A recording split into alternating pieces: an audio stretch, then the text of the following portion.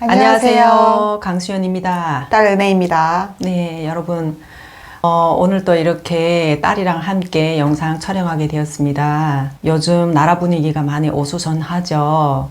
비상계엄 때문에 하루하루 가슴을 부여잡고 졸이고 있는 그런 상황입니다. 영상도 사실 좀 밝은 영상들이 여러 개 있는데 유튜브를 올릴 수가 없는 거예요. 지금 시국이 이렇다 보니까 영상을 올리는 것도 아닌 것 같다 이런 생각이 들어서 비상계엄에 관련된 탈북민으로서 저희 생각을 말씀드려보려고 합니다. 개인적인 생각입니다. 그날 비상계엄은 내 생애 비상계엄이라는 거를 보리라고는 상상도 못 해봤고요. 그리고 21세기잖아요. 2024년에 비상계엄이 터질 줄이라는 건 꿈에도 생각 못 했었어요. 너도 마찬가지잖아. 그치. 책에서나 보고 영화에서나 봤던 그런 상황을 현실에서 겪게 되는데 참 믿기지가 않았었어요. 그리고 너무 놀라워서 잠도 설치고 있거든요. 그날 당시에 이야기를 할게요. 그날 저녁에 저는 평소와 똑같이 이제 퇴근하고 저녁해서 밥 먹고 10시쯤 겨울이니까 피부가 많이 건조하다 보니까 얼굴에다 팩을 하고 누웠어요, 자리에. 그래서 한 30분이면 팩을 떼야지 하고 생각하고 있었는데 우리 딸이 이제 퇴근해서 오는 소리가 들리더라고요. 그래서 딸이랑 좀 장난치려고 얼굴에다 팩 붙인 상태에서 일어났어요. 이렇게 일어나서 딸한테 장난치려고 하는데 우리 딸 별 반응이 없더라고요, 그날. 그래서 왜 반응이 없지 했더니 팩이 너무 투명한 거라서 티가 잘 안 났다고 그러더라고요. 그러면서 저녁 먹었니? 오늘 하루 어떻게 보냈니? 이런 얘기 하다가 TV를 켜게 됐어요. 그래서 TV를 여기저기 채널을 돌리다가 그게 아마 비상계엄을 내리는 딱 그 시점이었던 것 같아요. 시작할 때쯤이었어요. 그래서 보고 있는데 대통령이 나와서 비상계엄을 선포한다는 거예요. 특보로 나오더라고요. 그래서 저는 그때 당시 반응이었어요. 전쟁이 일어났나? 그랬잖아. 그래서 저는 순간에 이 북한에서 전쟁이 일으켰구나 이 생각이 났었어요. 그래서 너무 놀래가지고 이게 뭐지? 하고 막 심장이 뚜벅뚜벅 막 떨리는 거야, 그날. 그래서 와, 전쟁이 났네 이러고 비상계엄 그 포고령을 들었어요. 이렇게 들어봤더니 내용이 전쟁은 아니더라고요. 그래서 이거 전쟁은 아닌데 왜 비상계엄이지? 비상계엄은 전시에 일어나는 일이고 나라가 전복이 되거나 이럴 때 그때 일어나는 령인데 이 평시에 이렇게 일어날 수가 있지? 하고 계속 TV 앞에서 마음을 졸이고 봤어요. 상황을 이제 지켜봤더니 국회 군인들이 들어오고 여러 가지 일들이 많이 벌어졌잖아. 장갑차, 직승기와 그 헬리콥터, 헬기들이 막 내리고, 그리고 그 앞에 국민들하고 군인들하고 마주서서 서로 막 밀고 당기고 막 이러면서. 근데 그때 당시 좀 이해가 되지 않았던 거는 그 군인들이 군복이었어요. 머리에 무슨 요렇게 그게 야시경이라고 하나? 그런 게 있어가지고 저거는 뭐지? 그 군복 이해가 되지 않아서 나중에 알고 보니까 그게 야시경이라고 하더라고요. 전기가 없는 상태에서도 전투를 할 수 있는 그런 철저한 준비를 하고 온 특공대라고 그러더라고요. 특공대는 목숨을 걸고 싸우는 사람들이고, 그래서 그걸 보면서 또 이해가 안 됐어요. 저는 왜 국회에 저렇게 군인들이 들어오고 군인들하고 국민들하고 싸우고, 그리고 국회 정문은 경찰들이 막고 그리고 국회의원들은 들어가지 못해서 난리치고 그래서 저 상황이 뭐지? 아무튼 전쟁은 아니구나 이게. 원래 전쟁이라면 그 군인들이 북한 군인들이 돼야 되잖아요. 그게 아니고 이제 한국 군인들이어서 너무 이해가 안 갔어요. 그래서 보면서 뉴스에서 설명을 하는 거 듣고 이게 이런 상황이었구나. 그리고 놀라웠던 거는 그 주변에 있던 시민들이죠. 우리 국민들이 마포구에 살고 영등포에 살고 국회에 근처에 있던 시민들이 달려가서 군인들이랑 이제 경찰들하고 맞서고 총구에 맞서서 이제 여성 기자도 막 너희들 부끄럽지 않냐 하고 소리치면서 눈물 흘리고 싸우는 또 그런 모습들, 이런 거를 보면 정말 많은 생각을 하게 됐어요. 그리고 포고령에서도 저는 놀랐던 게 그거였어. 처단한다. 이런 당문구들 처단한다. 그리고 나라를 전복하려는 북한 세력들 뭐 이런 문구들이 무시무시한 문구들이 있잖아요. 그래서 와, 뭐가 뭔지 모르겠더라고요. 그날 의회에서 투표로 인해서 이게 해제되는 순간까지 잠을 못 잤어요. 잠을 못 자고 계속 지켜봤었어요. 구독자분들도 마찬가지였을 거라고 생각합니다. 때 아닌 때 이런 비상계엄이라는 게 일어나서. 그래서 숨 죽이고 계속 보다가 이게 해지되는 거 보고 가슴을 쓸어내렸어요. 전 이게 이혈 사태로는 이렇게 번지지는 않았구나, 다행히. 이렇게 하고 가슴을 쓸어내렸지만 그 놀라움은 그 뒤에 오는 후폭풍. 두려움이랄까, 이 불안함이랄까, 이거는 가져지지 않더라고요. 자리에 누웠는데 잠을 잘 수가 없었고, 그러면서 이게 다음 일상에도 계속 영향이 가더라고요. 병원에서 일은 하고 있지만 생각은 항상 여기에 관련된 뉴스들이죠. 계속 주시하게 보게 되고 귀 기울이게 되고 너무너무 불안한 거예요. 이게 일상에 파괴되나? 뭐 여러 가지 생각이죠. 퍼거문을 봤을 때 어떻게 보면 이게 독재로 갈 수도 있겠다. 제가 30여 년을 북한의 독재에 의해서 살았었잖아요. 그래서 그 과거가, 30년의 과거가 연상되면서 제 속에 있던 그 트라우마가 올라오는 거예요. 독재가 될 수도 있겠다는 생각에. 그래서 딸하고 이야기하다가 제가 그래서 울었어요. 눈물이 이렇게 막 나왔어요. 그랬지? 맞아.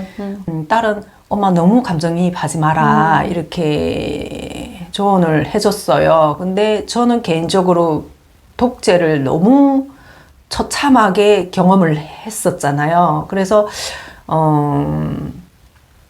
그게 막 연상이 되면서 독재를 경험하지 못한 사람과 경험했던 사람이 감정이 다르구나를 느꼈어요. 저희 딸 보면서.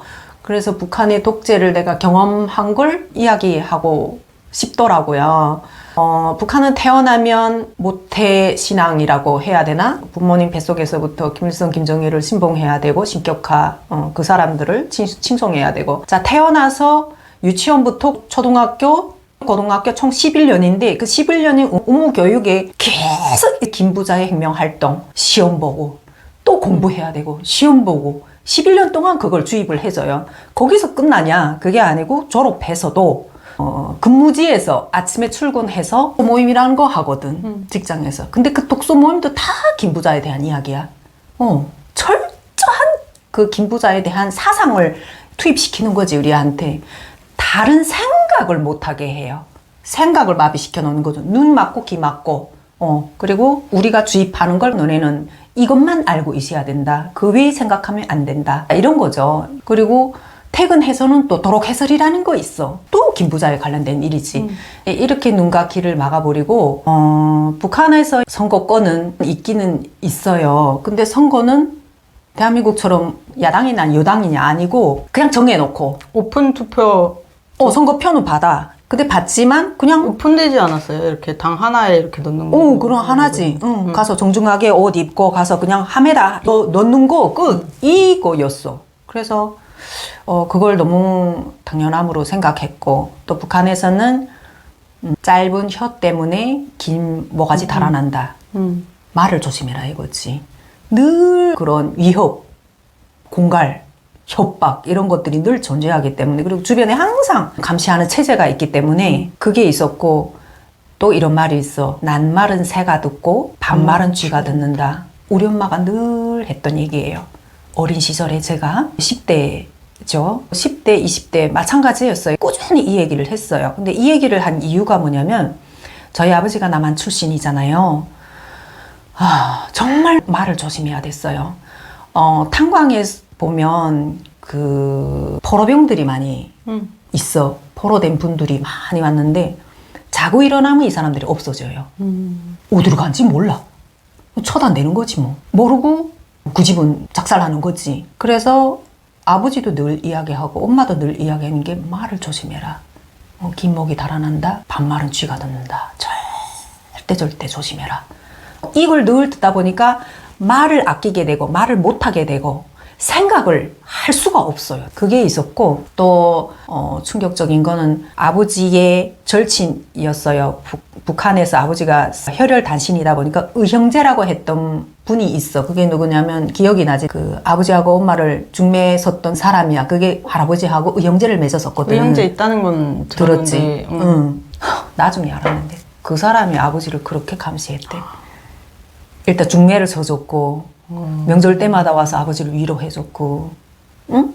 형님 혼자 여기 있으니까 얼마나 외롭냐 이러면서 챙겨주던 분이었는데 정말 우리는 진짜 고맙게 생각했던 분인데 나중에 알고 보니까 보이브 스파이였더라고. 그래서 북한에서는 입조십 하는 게 맞았네. 할머니 맞았지. 말처럼. 늘 낱말은 새가 듣는다, 반말은 지가 듣는다 하는 게 주변에 늘 깔려 있었으니까. 더구나 아버지는 남한 출신이다 보니까 항상 말 조심했고, 그리고 북한은 철저한 계급 사회다 보니까 대학은 꿈도 꾸지 못했어. 억울했던 게 여기서 이렇게 살다가 이렇게 죽겠구나, 탄광에서 이렇게 묻히겠구나. 그래서 아버지 삶이 그냥 우리의 삶인 거지. 이 결혼 상대를 선택하는 것도 다 제한적이고 공부도 제한적이고 출세에 있다 할 건 꿈도 꾸지도 못하고. 그리고 독재라는 게 언론이 자유가 없잖아. 말을 제대로 못하고 그리고 이동이 자유. 마음대로 못 가고 철저하게 통제시켜 놓고 가는 곳마다 붙여서 있고 거기에 다 이렇게 보여줘야 돼. 그러니까 죽을 때까지 요곳에서 태어났으면 이곳에서 살다가 죽어야 돼. 그게 독재잖아. 그리고 또 하고 싶은 말은 뭐냐, 김일성이 죽었을 때 신격화하고 모태 신앙이었었는데 김일성이 죽는다 했을 때 우리는 신이 죽나? 나 믿지 않았어. 늘 태양이었고 태양은 지지 않잖아요. 그리고 신이라고 했단 말이에요. 근데 신이 죽었대요. 그때 의문이 생겼던 게 뭐냐면 신이 어떻게 죽지? 태양이 어떻게 없어질 수 있지? 인간이 아닌 줄 알았어. 그게 그렇게 무섭더라. 심지어는 인간이 아니고 밥도 안 먹고 똥도 안 싸는 신인 줄 알았어. 진짜 그렇게 생각했어. 북한에서 김일성이 죽었다 했을 때. 와, 그게 였었고요. 그래서 이 국민들이 눈과 귀를 다 멀게 만드는구나, 다 막아버리는구나. 탄압이죠, 독재라는 게. 그리고 거기서도 못 벗어나게 이렇게 만들었는데 어떻게 고난의 행군이라는 그 시기에 와서 정말 의문들이 여러 가지 의문들이 많았지만 그 나라에서는 그 의문을 해결할 수 있는 뭔가 없었어. 중국에 와서야 그걸 알았거든. 중국에 와서야 우리는 역사를, 왜곡된 역사를 그 11년 내내 배웠었구나. 그 젊은 시절에 10대에. 언론이 진짜 중요하지. 언론이 엄청 중요하지. 계엄령에서도 언론 사실 탄압. 그 내용도 있어가지고 잘못 집회도 들은 줄 안 알았어 진짜. 집회도 안 되고 언론도 안 되고 의사들 같은 경우는 처단하겠다고 하지. 국민들인데 다 처단이라는 말 자체도 너무 말이 안 된다고 생각했어. 무서웠어. 그래서 그런 과정들을 겪고 대한민국에 와서 난 대한민국의 당당한 국민이 돼서 당당하게 살고 싶고 이게 유일한 희망이었거든. 그래서 그 과정에서 목숨 걸고 오다가 정말 북한에 가서 죽음의 문턱까지 갔다가 다시 나와서 탈북하게 된 것도 그거죠. 희망이 없었기 때문이죠. 북한에서. 거기서는 그냥 탄광에서 살다가 그냥 이렇게 죽는 게 제 인생 뻔하잖아요. 불보듯 뻔했기 때문에 이거를 막 탈피하고 싶었어요. 그래서 대한민국으로 와서 대한민국 국민으로 됐는데 제일 처음에 우리가 들어가는 게 국정원이잖아. 국정원에서 놀랐던 게 뭐냐면 북한에서는 김일성이나 김정일이 꼭 호칭이 들어가야 돼. 장군님, 원수님 이게 들어갔어야 되는데 제가 국정원에 들어가서 들었던 이 시위, 대규모 촛불, 그때 미국의 소고기국, 촛불 시위였었는데 그때 이명박 대통령이었는데 대통령이 아니고 이명박이라고 이름을 부르는 거야. 너무너무 충격받았어요 그때. 대통령을 이름을 부르네?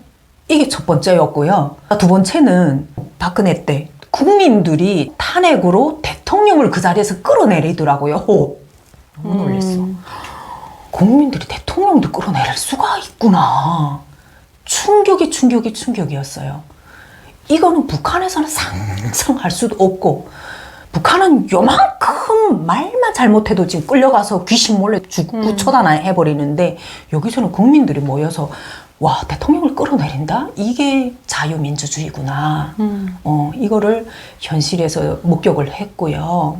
그리고 이 대한민국에서 5.18 민주화 운동을 통해서 자유민주주의가 만들어진 상태에 우리는 무임승차를 했잖아. 탈북민들은 사실 무임승차를 했고 이걸 너무 당연하게 생각해서 난 당연하다고 생각했어. 민주주의가 다 이루어진 상태에서 우리가 왔잖아. 그래서 당연하게 그냥 이렇게 가겠구나 생각을 했지. 그래서 정치에 사실은 관심이 크게 없었어요. 투표는 했지만 뭐 알아서 잘 하겠지. 그리고 민주주의잖아, 자유민주주의잖아. 그리고 당연히 잘 흘러가겠지 이렇게 생각했는데 이번에 비상계엄을 통해서 와 이게 당연함이 아닐 수도 있겠다.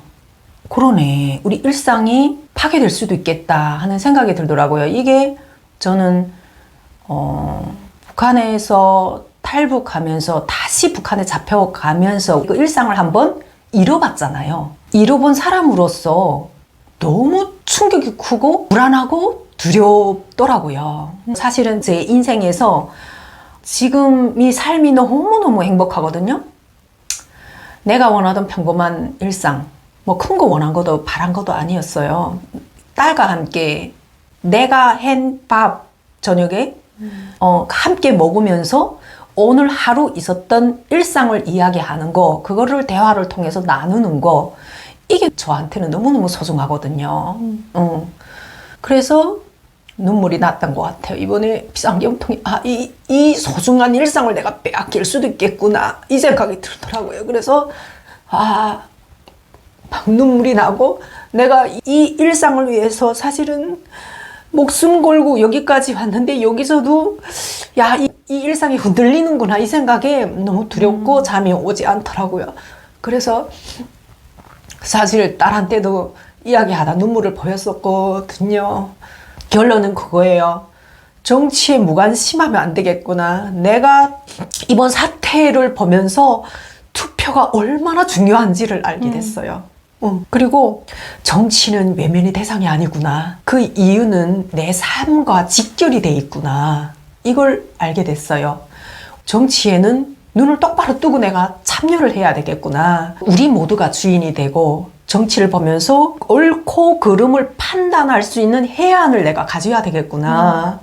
예, 이걸 절실하게 느꼈습니다. 네, 그래서 요즘 영상 보시는 구독자님들도 마찬가지겠지만 가슴을 졸이며 있는 하루하루입니다, 요즘이. 불안하죠. 네, 그래서 이걸 공유하고 싶었고요. 그리고 다시 한번 놀랐던 거는 위대한 국민들이 계시는구나. 그 당시 국회에 자기 목숨을 걸고 군인들하고 맞섰던 우리 국민들. 목숨을 건 게 맞다고 생각해요. 왜냐면 총이 보였고 사실 뭐 실탄 장착했는지 여부는 그때는 몰랐잖아요. 그렇지. 근데 그런 거 떠나서 진짜 목숨을 걸었다고 생각해요. 또 그렇게 지켜온 나라이기 때문에 그분들이 이렇게 막 하는 모습이 되게 눈물 나더라고요. 저도 그 당일에 너무 가슴이 아팠고 두려웠고 또 저러다 진짜 한 사람이 더 어떻게 잘못되지 않을까라는 두려움이 있었고 또 우리 엄마도 출근 전후로 계속 뉴스를 보고 엄마도 이제 일상이 엄청 두려워하시더라고요. 두려워서 눈물도 흘리시고 감정도 엄청 격앙돼가지고 조금 제가 봐왔던 엄마의 모습 중에 가장 불안한 모습이어가지고 좀 진정시키고 싶었었고 너무 몰입하지 말라라는 말도 했었죠, 엄마한테. 당연히 관심을 가져야 되는 게 맞는데 이제 엄마는 아무래도 몸으로 체감을 하던 사람이어가지고 소름 끼친다고 하죠. 그 느낌을 다시 받을까봐 두려워했던 거고 엄청난 걸 막아냈다고 생각해요. 저는 국민들이 잘 막아내주셔서 너무 감사하고 그래서 이번 계엄을 통해서 시민의식을 가져야 되겠다. 높은 시민의식을 이런 계기가 되었던 것 같아요. 많은 공부를 하게 됩니다. 역사의 한 페이지를 남게 맞아요. 되겠지만 엄청난 제 삶의 뿌리를 막 흔들어 놨던 것 같아요. 이번 비상계엄이. 예. 당연히 투표가 중요하다라는 걸 알고는 있었는데 이렇게 눈으로 보기는 사실 흔치는 않잖아요. 이런 일이 정말 중요하구나. 바쁘다는 핑계로 흘려보내는 게 아니라 진짜 단 한 표라도 내 한 표가 중요하다는 걸 깨닫고 권리를 행사해야 된다는 걸 깨달았습니다, 이번에. 그래서 오늘 영상은 비상계엄을 통한 저희들이 생각을 말씀드렸고요. 그리고 잘 해결되리라고 생각합니다. 그리고 하루속히 일상으로 다시 돌아왔으면 좋겠습니다. 불안이 가시고 그런 바람입니다. 위대한 국민들이 있고 모든 것이 잘 해결되리라고 믿습니다. 영상 봐주셔서 감사합니다.